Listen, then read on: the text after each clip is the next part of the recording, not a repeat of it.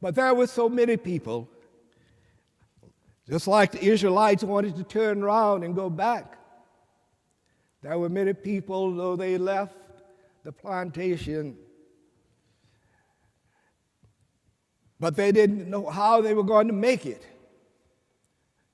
There were many who turned back, maybe not to that same plantation they were on, but to another.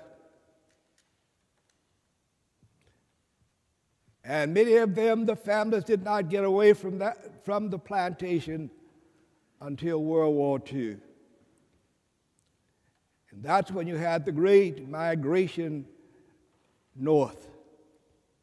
Every Saturday I would go to the train station in a little town and see crowds of black folks catching the train with their box or basket of food to sit in the front or smoke section of the train because they could not buy food on the train because of their color.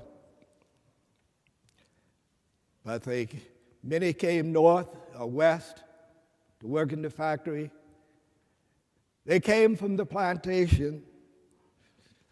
Many of them had a hard time adjusting to the urban life.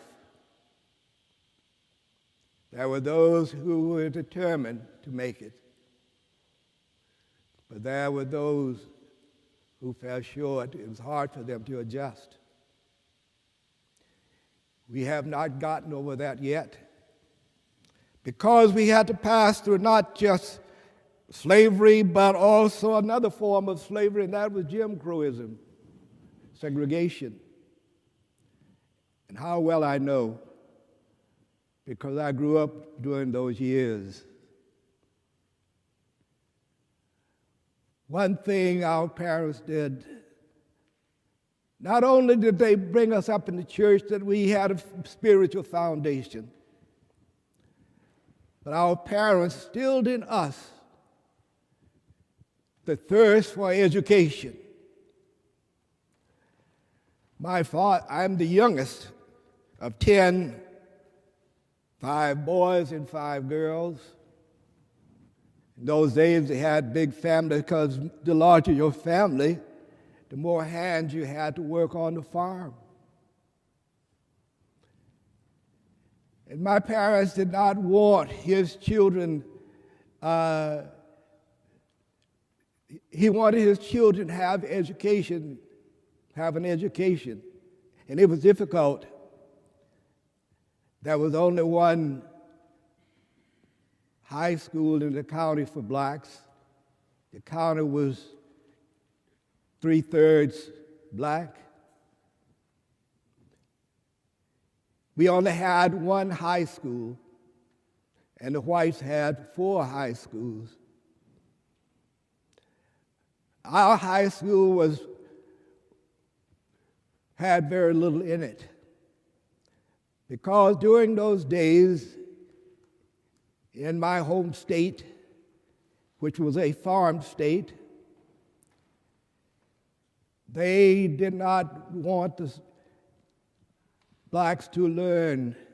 They only just wanted them to learn how to read and spell, that they might work on the farm. My father, though he was a farmer, and a successful farmer, and also a carpenter, because that was a tradition in the South of blacks. The slaves were artisans. They did a lot of building. Think of the beautiful homes they built in Charleston, South Carolina. Or you find them all over the South, houses that they built.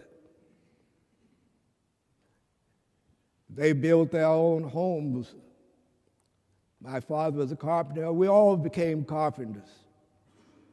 2 brothers made it a living.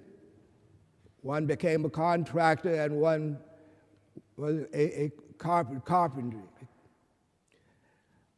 Our father and mother did not want us to work in the homes of white people of South Carolina or anywhere. because they might get raped. And if they got raped, nothing was done about it, for there was no justice in the land. And so that's the way it was during my days. My father and mother, they struggled to send their children away to the boarding school, the Presbyterian boarding school.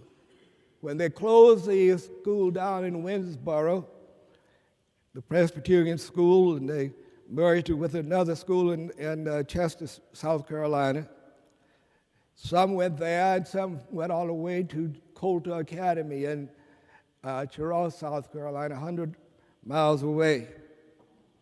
I don't know how they did it, but they did it. They stayed with relatives and so forth to go to school. Definitely he wanted his girls to finish college, to be prepared for life. They made it.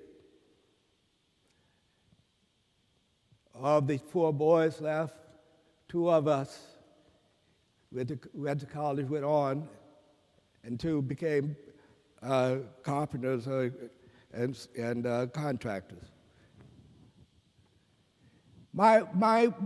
The subject here, and I want to say this especially to the young people, and my father would say to me and to others in the family, go on, you can make it. I would say to you, go on, young people, you can make it. Make the sacrifice. You can do it. For the way has been prepared for you. It may not be easy, but you can make it. Regardless of what color you might be, you can make it. And you can help make this a better world, a place to live. And my mother would always say, when you go to school, do your best and make sure it's good. Now, like I said, there was only one, piece of high school in the county. We lived in the western part of the county.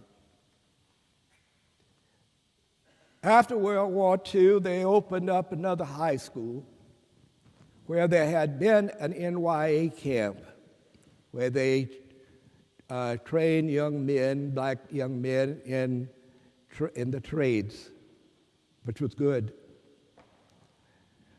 And I ended up going to that high school because I didn't want my parents to have to struggle anymore. I went there. Though it was a big challenge, we had very little. The books we had came from the white high school. They were old books, but that's what we had to use. The teachers, they taught what they could teach. Sometimes it was out of their field. We had no library,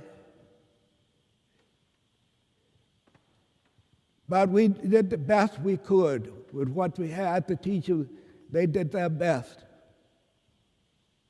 in teaching